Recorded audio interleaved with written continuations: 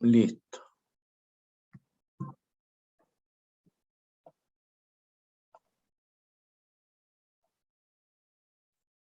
¿Se ve en pantalla completa? Sí. Sí. Ya. Bueno, un poquito recordar algo que ya habíamos discutido anteriormente. Esta laminita que es del libro de Bioestadística Amigable, donde, ¿no es cierto?, ellos definen dos tipos de herramientas útiles en la bioestadística, que son la bioestadística descriptiva, ¿no? Que son para describir y sintetizar todos los índices estadísticos metodográficos que ya vimos, y entonces ahora la bioestadística analítica, ¿no es cierto?, que tiene estas dos partes, que serían los contrastes de hipótesis y los intervalos de confianza, que es el tema de este módulo. Ahora,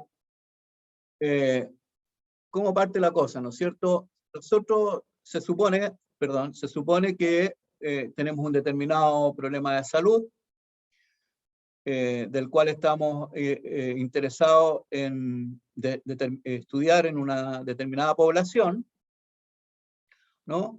Uno elige la población sobre la cual va a trabajar. De esa población, lo que hace, ¿no es cierto?, es seleccionar una muestra probabilística de sujetos de esa población. Esa muestra probabilística idealmente que sea representativa de la población, ya vamos a volver sobre eso. Con esa muestra probabilística de la población, lo que uno hace, ¿no es cierto?, es generar datos, ¿ya? Con esos datos, nosotros lo que hacemos es construir determinadas estadísticas que posteriormente las vamos a utilizar para hacer estimaciones sobre parámetros poblacionales que los vamos a utilizar finalmente para inferir lo que ocurre en la población, ¿no? Ese es el proceso de la inferencia estadística, ¿ya? Ahora, cuando hablamos de muestreo probabilístico, también vale la pena mencionar que también existe el muestreo no probabilístico, ¿ya? Nosotros, para poder hacer inferencias, siempre vamos a tener que trabajar con muestreo probabilístico, ¿ya? Porque el muestreo probabilístico es el que tiene una mayor probabilidad de que los resultados, ¿no es cierto?, del análisis de los sujetos incluidos en la muestra, ¿no?, sean válidos en la población desde donde se hizo la muestra. En cambio, el muestreo no probabilístico solamente tiene validez para el grupo sobre el cual se seleccionó la muestra, para ninguna otra población. ¿Cierto? El muestreo no probabilístico, como dice aquí, es la elección de los elementos, no depende de la probabilidad, sino más bien de causas relacionadas con las características del investigador o de quien diseña la muestra. El proceso depende del interés particular de una persona o grupo de personas, y desde luego las muestras seleccionadas por decisiones subjetivas tienden a estar sesgadas o sin validez externa. Eso es la última parte la que me interesa que quede claro, porque la validez solamente va a ser para ese grupo particular de personas. Entonces, en cuanto al muestreo probabilístico, ¿no es cierto? Obviamente, ¿qué es lo que queremos? Si ustedes se fijan en el dibujito aquí en la población, hay sujetos de diverso sexo, de diversas edades, me parece que también, o no, puede ser. Hay una diversidad de sujetos de distintos colores, por así decirlo. Y lo que uno espera, que en la muestra, ¿no es cierto?, que va a utilizar para su análisis, esa diversidad de colores y de sujetos que están en la población, quede reflejada en la muestra. Ese es el objetivo principal. Ahora, hay distintos tipos de muestreos, ¿ya? El primer tipo de muestreo, que es el que se llama muestreo aleatorio simple, MAS, ¿no es cierto? ¿En qué consiste?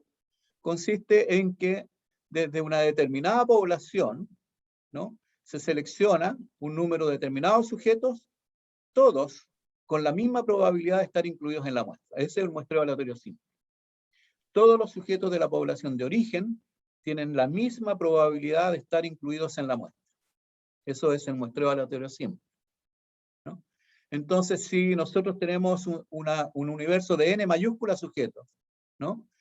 Y la muestra es de n minúsculas sujetos, generalmente lo que se hace, el procedimiento que se hace para que eso ocurra, es que se selecciona aleatoriamente sin reemplazo de esta población. Se habla de muestreo sin reemplazo, ¿ya? Ahora, ¿qué significa eso? Que una vez que un sujeto está seleccionado, no puede volver a estar seleccionado otra vez en la muestra. ¿Cuál es el procedimiento? El procedimiento, ¿no es cierto?, para muestreo aleatorio simple consiste, primero que nada, en construir lo que se llama un marco muestral con cada sujeto de la población, que debe ser enumerado del 1 al n. O sea, esto es súper complejo. Vean ustedes, el muestreo aleatorio simple es el más complejo de todos los muestreos. Porque como indica aquí, lo que requiere es construir un marco muestral donde estén enumerados todos los sujetos de la población, de modo tal, digamos, de que cada sujeto en la población finalmente tenga la misma probabilidad de estar incluido en la muestra. Normalmente uno puede utilizar un sistema de números aleatorios, seleccionando n de ellos sin reemplazo. Ese es el proceso más convencional. Ahora, el muestreo aleatorio simple, la pregunta es, ¿me garantiza de que la muestra sea representativa de la población? Muchas veces uno escucha decir, bueno, y esta muestra es representativa, y ante esa pregunta yo generalmente contesto con otra pregunta, ¿representativo de qué? Entonces, cuando uno dice que quiere una muestra representativa, siempre tiene que especificar una representativa, a quién quiere estar representado. Entonces dice, mire, es representativa de la población general, es representativa de la población de escolares, es representativa de la población de pacientes diabéticos. Siempre uno tiene que especificar el grado de representatividad que requiere para su muestra. Ahora, el muestreo aleatorio simple, no por el hecho de que cada sujeto en la población tiene la misma probabilidad de estar incluido en la muestra, no va a garantizar representatividad. De hecho, digamos, ningún esquema de muestreo garantiza. La representatividad no se declara, la representatividad se demuestra, ¿ya? Hay que demostrar la representatividad. ¿Hay alguna representatividad mínima? Bueno, la respuesta ahí obviamente que va a depender de la población sobre la cual nosotros queremos hacer nuestras inferencias. En población general, lo mínimo es que la muestra quede representada de acuerdo a la distribución de edad y sexo. Por eso uno, cuando quiere hacer un estudio poblacional en una población general, en una determinada condición, lo primero que uno pide, digamos, quiero conocer cuál es la distribución por edad y sexo de esta población del último censo, ¿ya? Entonces después compara la distribución por edad y sexo de los sujetos incluidos en la muestra y tiene que probar, digamos, de que esa distribución por edad y sexo de la muestra es equivalente a la distribución por edad y sexo de la población, y ahí en ese caso entonces podría argumentar de que la muestra es representativa de esa población, ¿no? Ahora, ¿qué pasa en este caso que está aquí, por ejemplo? Si yo tengo esta población de botellitas de distinto color, hago un muestreo y me resulta que lo que está aquí, y me salen casi todos del mismo color. ¿Esa muestra que está ahí es representativa de la población? No. No, ¿no es cierto? Claramente no. Claramente no. ¿Cómo podemos nosotros mejorar esto? Bueno, eso lo vamos a mejorar a través de lo que es el muestreo aleatorio estratificado, ¿ya? Entonces, si uno quiere, por ejemplo, representatividad de distintos niveles socioeconómicos, uno podría subdividir la población, por ejemplo, aquí en este caso en 3 estratos, según el nivel socioeconómico bajo, medio y alto, y de cada nivel socioeconómico tomar una muestra aleatoria simple. ¿Con eso estaríamos garantizando representatividad de qué? De nivel socioeconómico. De nivel socioeconómico, exactamente. Si además nosotros quisiéramos, ¿no es cierto?, representatividad a nivel socioeconómico y sexo, ¿qué tendríamos que hacer? Y estratificarla también por sexo. Estratificar por nivel socioeconómico y sexo. Y con eso tendríamos, ¿no es cierto?, garantizada la representatividad por esos factores. Ahora, ¿cómo decidimos nosotros, o cómo pueden decidir ustedes cuáles serían las características sobre las cuales yo quiero tener representatividad? ¿Cómo se puede decidir? ¿Cómo decido? Pero eso depende de acuerdo a la pregunta de investigación. Claro, eso es lo que quería decir. Supongamos de que nosotros queremos ver positividad por COVID-19. Ese es el problema de salud, positividad por COVID-19.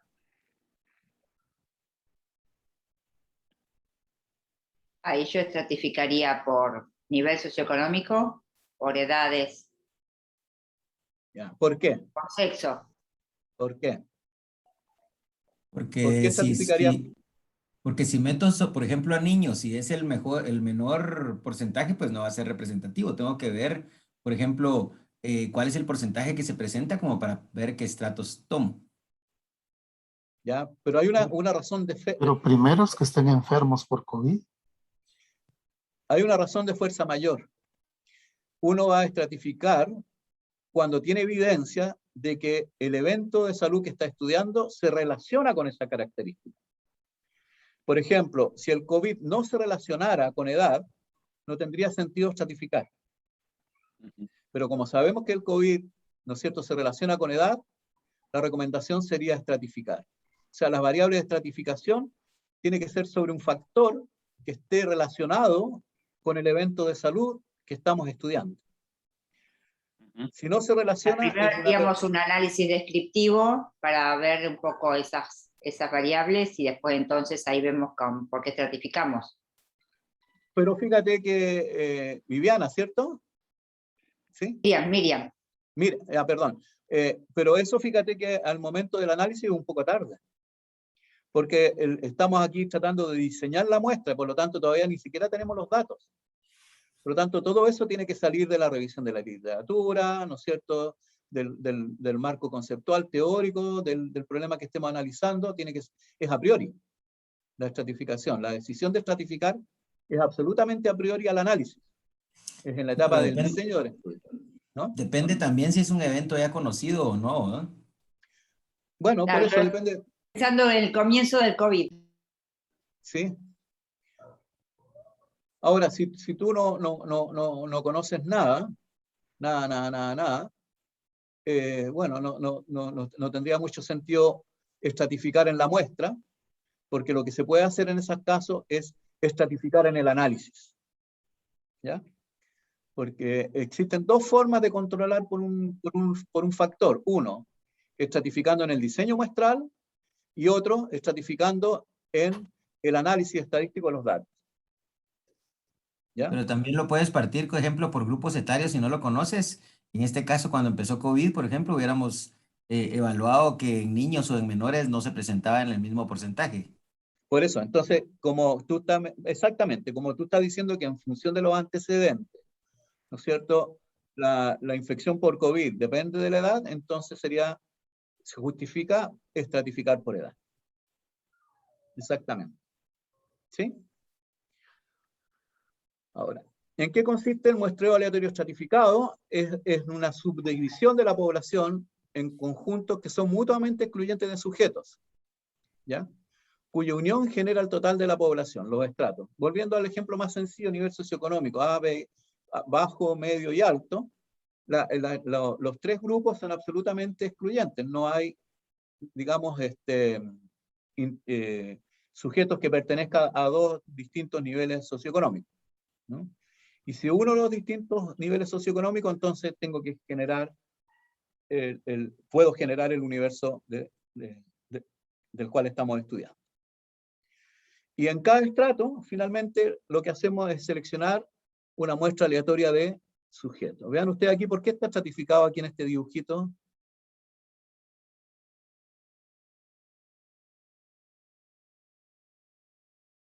¿Cuál es el criterio de estratificación aquí? Edad. Edad y sexo, parece, ¿no? Porque tenemos grupito, una muestra de hombre, una muestra de mujer y una muestra de niños. Interesante. Parece edad, sexo y raza, ¿ah? ¿Y edad, sexo y raza puede ser? No, pero es que son 3 grupos nomás. Pero en el grupo de los niños hay niñas y niños. Claro, claro, por eso serían niños, y en adultos subdividido en hombres y mujeres, ¿no? Sí, pareciera.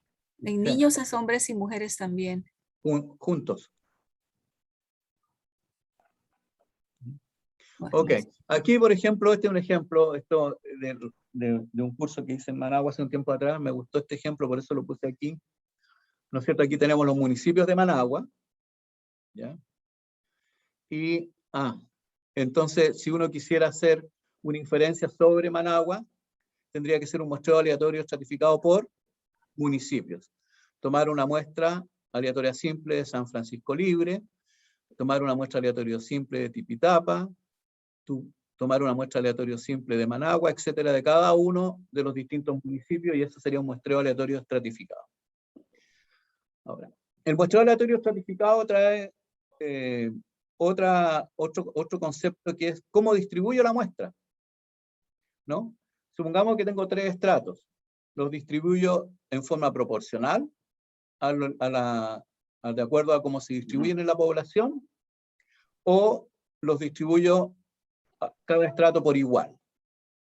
Acá, por ejemplo, en este ejemplo, supongamos que tengo un universo de 10.000 sujetos, y que en el estrato 1 está la mitad de los sujetos, hay 5.000, el 50%. En el estrato 2 hay 3.000 sujetos, y en el estrato 3 hay 2.000 sujetos.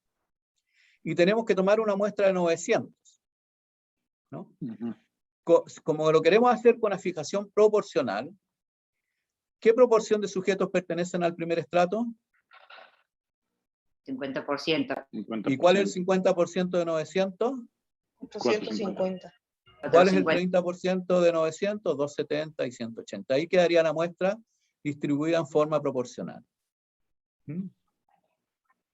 Ahora, si quisiéramos hacer la fijación igual de los 900, y digo voy a sacar 300 del estrato 1, 300 del estrato 2 y 300 del estrato 3, ¿no es cierto? Lo puedo hacer, pero la implicancia que tiene eso es que el análisis tiene que ser ponderado, porque los 300 del estrato 1 van a representar ¿a cuántos sujetos? A 5.000. Los 300 del estrato 2 van a representar a 3.000. Y los 300 del estrato 3 van a representar a 2.000. O sea, representan a un número distinto de sujetos en el universo, ¿ya? Por lo tanto, ¿no es cierto? Lo que hay que hacer ahí, la precaución que hay que hacer ahí cuando uno utiliza muestreo aleatorio estratificado con la fijación igual, es que el análisis tiene que ser ponderado, tiene que incluir los ponderadores. ¿Está claro? Sí. Ahora, si tuviera el dato de la población, de qué cantidad de personas viven en cada estrato, o se pudiera ponderar de acuerdo a la proporción de la población total. Exactamente, tal como hicimos en el ejemplo aquí de los 10.000, ¿no? Los Claro. 10.000 están distribuidos de esta forma, ¿sí? Ya. ¿Sí? Ahora, y el tema de la representatividad, ¿no? En este caso, ¿no es cierto?, el muestreo aleatorio estratificado garantiza representatividad ¿de qué? Solo de la variable o del factor por el cual estamos estratificando. ¿Cierto? Ahora, también requiere de tener marco muestral por cada estrato, también es bastante costoso, es muy costoso, ¿ya? Porque, ¿no es cierto?, de cada estrato uno que tiene que seleccionar una muestra aleatoria simple. Ahora, ¿qué pasa si no es posible contar con el marco muestral de la población? ¿Qué podemos hacer? O es muy caro, digamos, es caro. Generalmente contar con el marco muestral de una población es carísimo. En países que tienen alto nivel de desarrollo, uno se puede conseguir, por ejemplo, los listados de las cuentas de agua, y tiene a todo el mundo, ¿no es cierto? Por ejemplo, pero en otras condiciones está difícil. ¿Sí? Sí. ¿Qué podemos hacer? Entonces, la opción aquí es entonces hacer lo que se llama el muestreo aleatorio por conglomerados. Vean ustedes aquí en el ejemplito, en el dibujito del lado derecho, ¿ya? Uno, si tiene, en un estudio de salud donde tiene distintos consultorios, supongamos que tiene 40 consultorios, lo que puede hacer es, ¿no es cierto?, hacer una muestra aleatoria de consultorios. Entonces, cada consultorio es un conglomerado. ¿Ya? ¿Ya? Entonces, como dice aquí, ¿no es cierto?, el muestreo por conglomerado es un procedimiento de muestreo probabilístico en que los elementos de la población son seleccionados al azar, en forma natural por agrupaciones, mejor dicho, seleccionados en agrupaciones naturales. ¿Ya? Son seleccionados en agrupaciones naturales. Y esas agrupaciones naturales son los llamados conglomerados. Pueden ser manzanas, pueden ser familias, pueden ser cursos en un colegio, etc. Acá, por ejemplo, nuevamente en el ejemplo de Nicaragua, vean ustedes, están las manzanas. ¿Ya? Entonces, ¿qué es lo que uno debería hacer ahí? Confeccionar un marco muestral de conglomerados de la población total y luego hacer de ese listado de conglomerados, de ese listado de manzanas, hacer un muestreo aleatorio simple. ¿Ya? Sobre la representatividad, ¿algún comentario sobre la representatividad?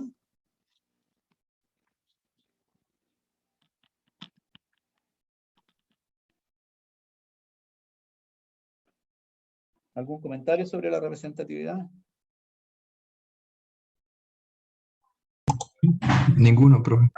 Ahí lo único, por ejemplo, en esos casos también cuando haces el muestreo, después ver si después se cumple cuando recolectas, por ejemplo, yo elijo la manzana de más y después por ahí no encuentro a las personas, ahí tendría que poner también cuáles serían las opciones para suplir a los que no encuentro, ¿no? Para que siga manteniendo la representatividad, porque si no, si la dejo, o sea, si yo voy por las manzanas y toco un timbre y no hay nadie y eso me pasa en varios, ya ahí no va a ser tan representativo, o sea, tengo que ir viendo un poco eso, ¿no? Hasta llegar al número.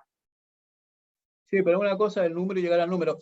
Ahora, el muestreo aleatorio por conglomerado tampoco garantiza la representatividad, porque ¿qué es lo que estamos haciendo?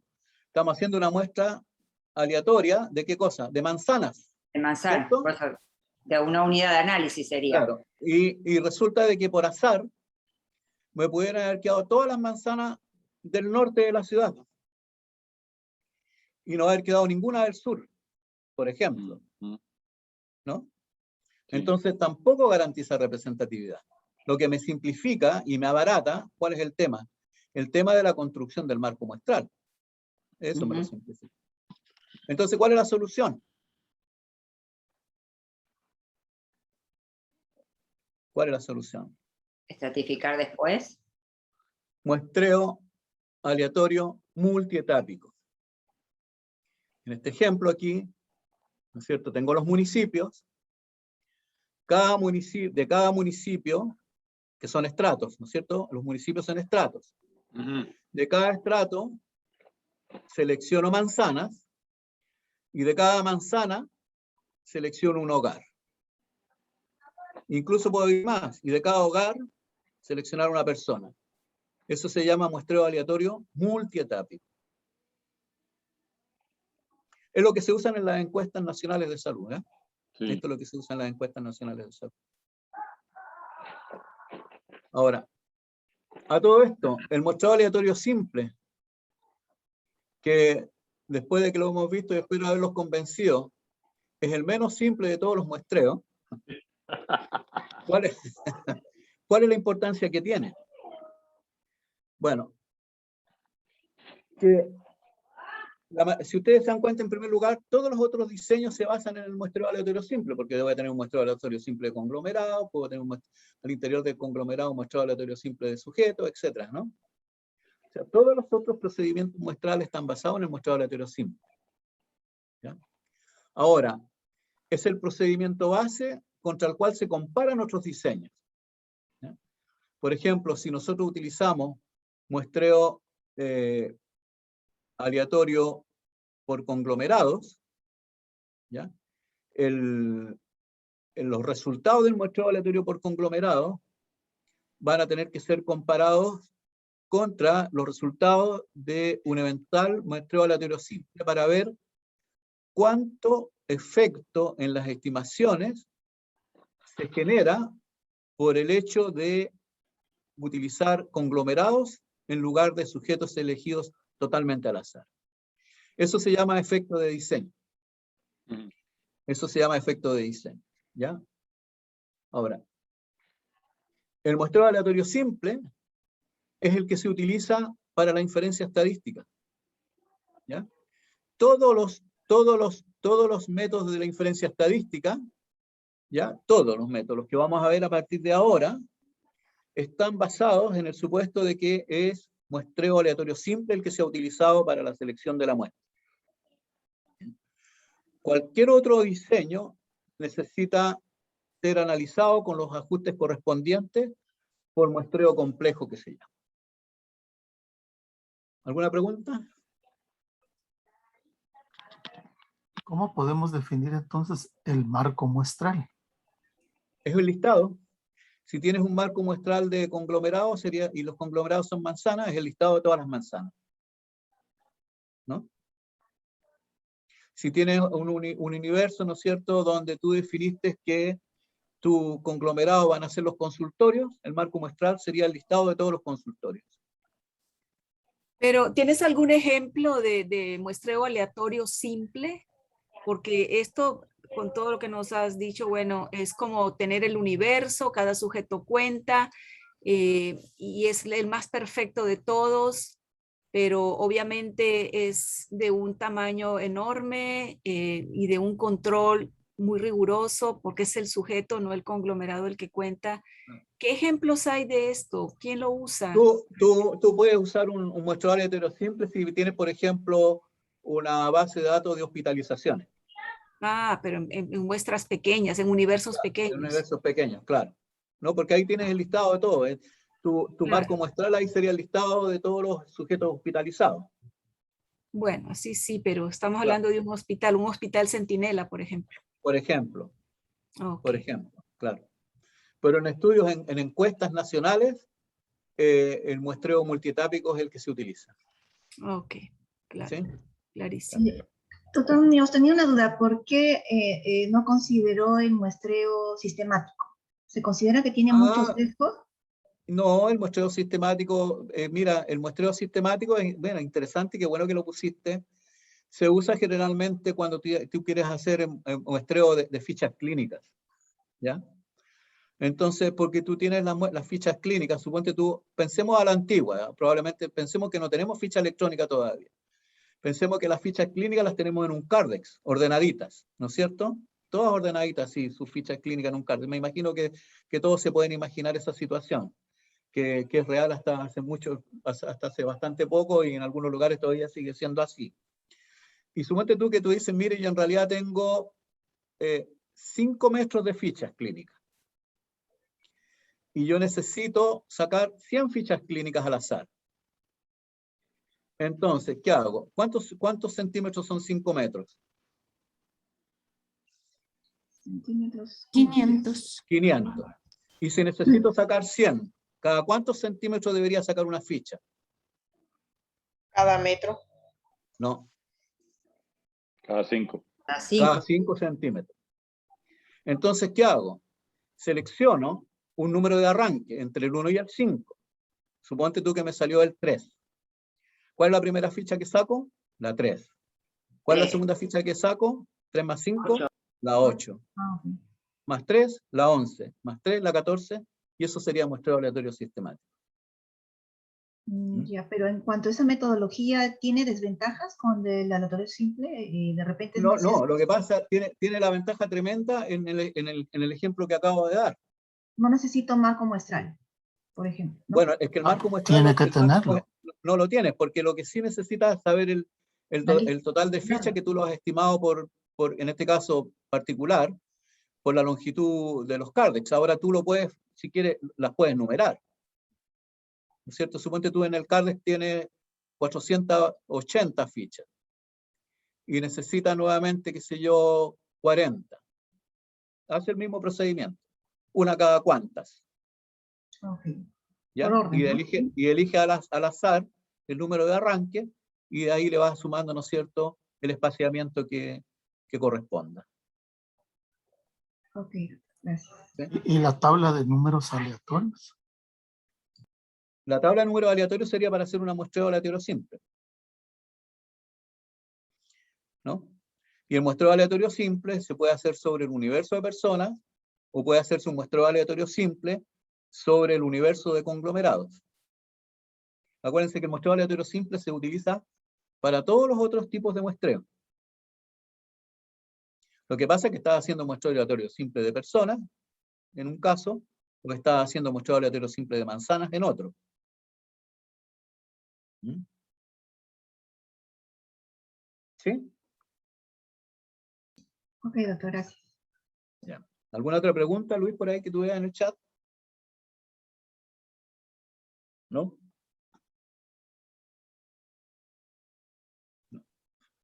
No. Ya. Ok, continuamos entonces. Vamos a ver ahora a los métodos de la inferencia estadística. Es importante mencionar, ¿no es cierto?, de que los métodos para la inferencia estadística que vamos a ver a partir de ahora asumen muestreo aleatorio simple. ¿Ya? Ahora, los métodos de la inferencia estadística se subdividen a su vez en dos, los que son las llamadas pruebas de hipótesis estadística y lo que es la estimación de parámetros por intervalos de confianza. Las pruebas de hipótesis estadística nos va a permitir, es un método que nos va a permitir determinar el nivel de evidencia en que se acepta o no una hipótesis de trabajo. ¿Ya? Fíjense que esto es bien importante porque uno tiene que partir con una hipótesis de trabajo. ¿Ya? Y en función de los datos, el método nos va a decir si hay suficiente evidencia en favor o no de nuestra hipótesis de trabajo. El segundo conjunto de métodos de la inferencia estadística es el que se llama de estimación de parámetros por intervalo de confianza. ¿Ya? ¿En qué consiste este método? Consiste en determinar un rango de valores, nosotros lo llamamos un límite inferior y un límite superior, dentro del cual el verdadero valor del parámetro de interés se encuentra con una probabilidad alta predeterminada, llamada nivel de confianza. ¿Ya? Entonces, estos son los dos métodos, o los dos métodos que nos proporciona la inferencia estadística. No hay otro. Pruebas de hipótesis y estimación por intervalos de confianza. Y las herramientas propiamente tal van a depender de cada situación en particular. En cuanto al planteamiento de la hipótesis estadística, ¿ya? Partiendo de la hipótesis de trabajo, lo voy a presentar al revés porque me gusta más. Uno, teniendo una hipótesis de trabajo, como lo que uno quiere generar son evidencias en favor de la hipótesis de trabajo, a esa hipótesis de trabajo va a constituir lo que nosotros llamamos la hipótesis estadística alternativa, H1. ¿Ya? Y la hipótesis de nulidad es la negación de la hipótesis de trabajo. Esa es la manera más sencilla de construir las hipótesis de trabajo en función, perdón, las hipótesis estadísticas en función de una hipótesis de trabajo. La hipótesis alternativa, que es la que queremos probar, ¿no es cierto?, es la que pasa a ser la hipótesis alternativa. Por ejemplo, hay o no efecto en una determinada intervención. Entonces esa pasa a ser nuestra hipótesis de trabajo y La hipótesis de nulidad, que es la negación, diría no hay efecto de la intervención. Y en función de los datos, uno tiene que entonces tomar una decisión, ¿ya?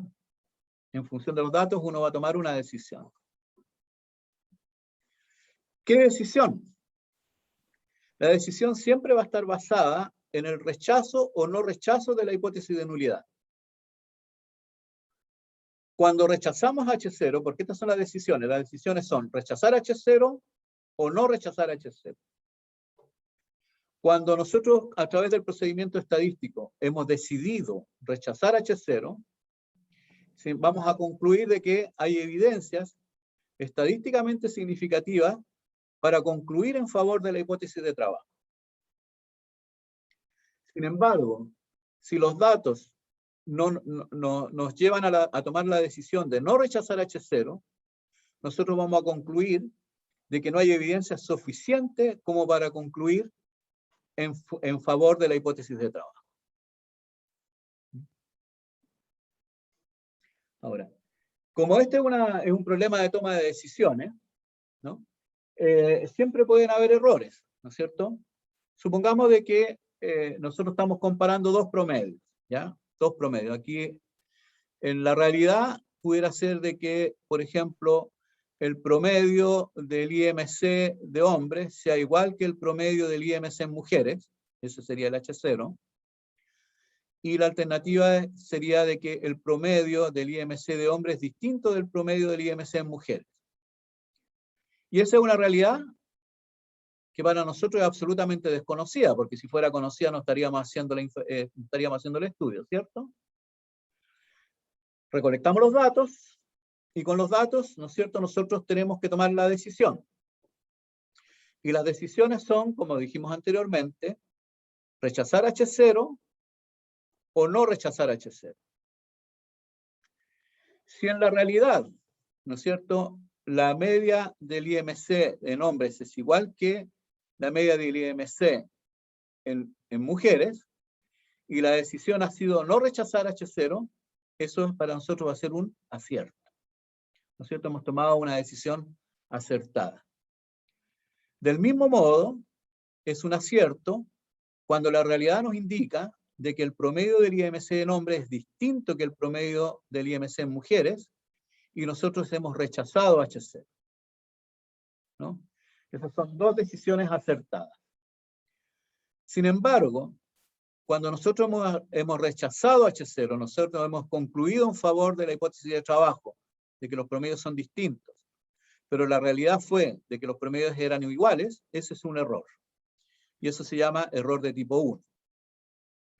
Y el error de tipo 2, entonces, se produce cuando no hemos rechazado la hipótesis de igualdad, cuando la igualdad es falsa. Ahora, tanto la probabilidad de error, tanto el error de tipo 1 como el error de tipo 2 se cuantifican. Y como todo en estadística, esto se cuantifica mediante probabilidad. Entonces, la probabilidad de rechazar H0 cuando H0 es verdadero, que es la probabilidad de error de tipo 1, eso se llama alfa, ¿no? Va a ser nuestro, que vamos a llamar de aquí en adelante también nuestro nivel de significación. Y por otro lado, la probabilidad de no rechazar H0 cuando H0 es falso, que va a ser la probabilidad de error de tipo 2, eso se llama beta. Entonces, por abuso de lenguaje, la gente habla de error alfa y error beta, pero en realidad no hay error alfa ni error beta, sino que hay probabilidad de error de tipo 1, que se llama alfa, y probabilidad de error de tipo 2, que se llama beta. ¿Ya? Importante notar que el complemento de la probabilidad de error de tipo 2 es lo que se llama la potencia estadística. ¿Ya? Aquí está entonces el problema de la decisión. ¿Ya?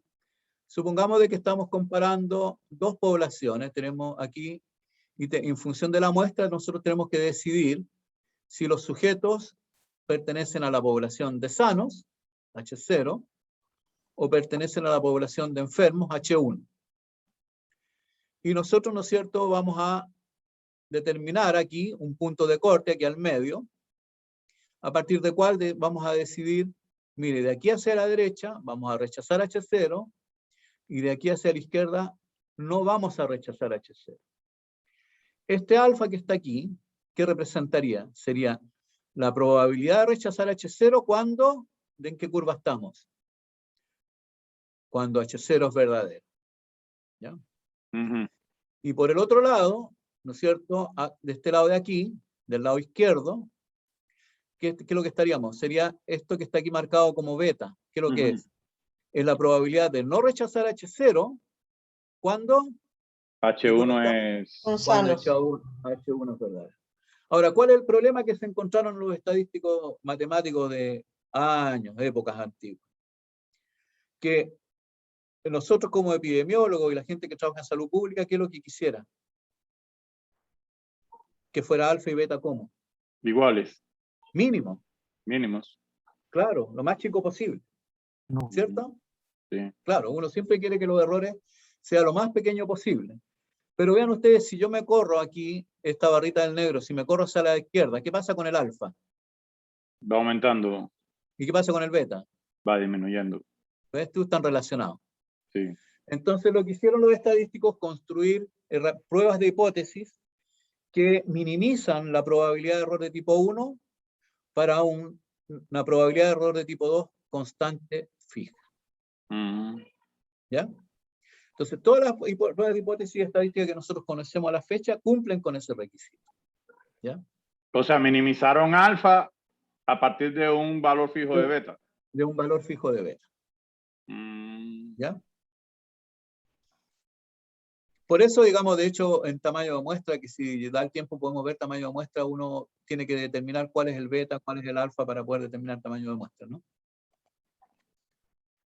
Ahora, esto de la potencia es importante porque es la probabilidad de aceptar H1, vean ustedes que yo no había hablado de aceptar hasta este minuto, solamente en estudios de equivalencia. ¿Ya?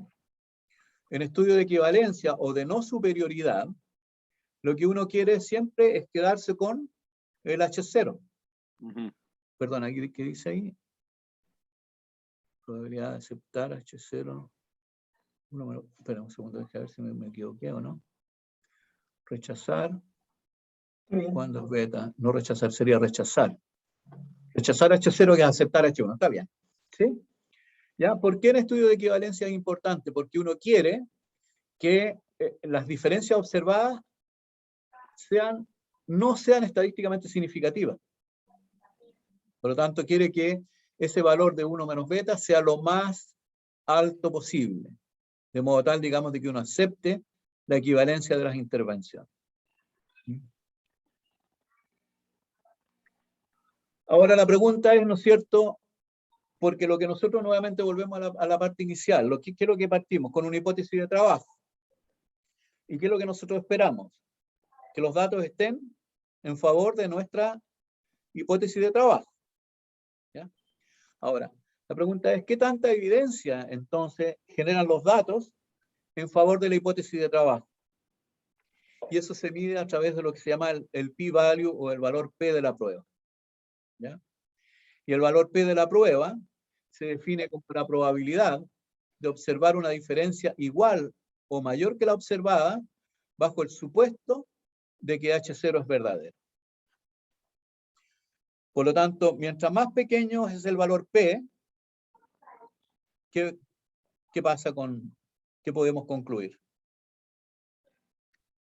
Mientras más pequeño el Es valor mejor. P, Hay más evidencia a favor de la hipótesis de trabajo. mayor es la evidencia en favor de la hipótesis de trabajo. Exactamente. ¿Cierto? Siempre uno esperaría valores P pequeñitos, porque mientras más pequeño, mayor es el grado de evidencia en favor de la hipótesis de trabajo. Perfecto. En cuanto ahora a la estimación por intervalo de confianza, ¿yo? Entonces lo que hace esta metodología es que construye un intervalo de valores basado en una muestra probabilística, y ese intervalo de valores debe contener el verdadero valor del parámetro con una probabilidad alta. Y eso se llama nivel de confianza o se denota 1 menos alfa. Es el complemento del nivel de significación. Me falta ponerlo aquí. ¿Ya? es el complemento del nivel de significación, es el nivel de confianza. Entonces la pregunta es, ¿de qué depende el valor P y la amplitud del intervalo de confianza? Uno, ¿qué es lo que quiere? Uno quiere valores P en las pruebas de hipótesis pequeños. ¿Y cómo quiere que sean las amplitudes de los intervalos de confianza? Estrechos. También estrecha. Tamaño de ¿cierto? la muestra.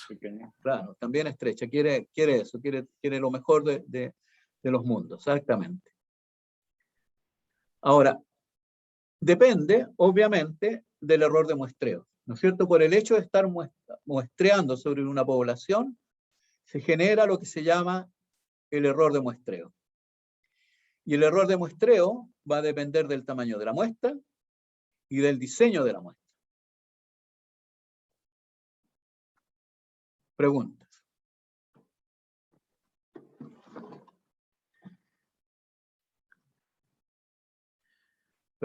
Preguntas. Todo esto ¿No es hay súper nada conceptual, escrito? ¿no? ¿Ah? No hay nada escrito todavía. Todo esto bien conceptual.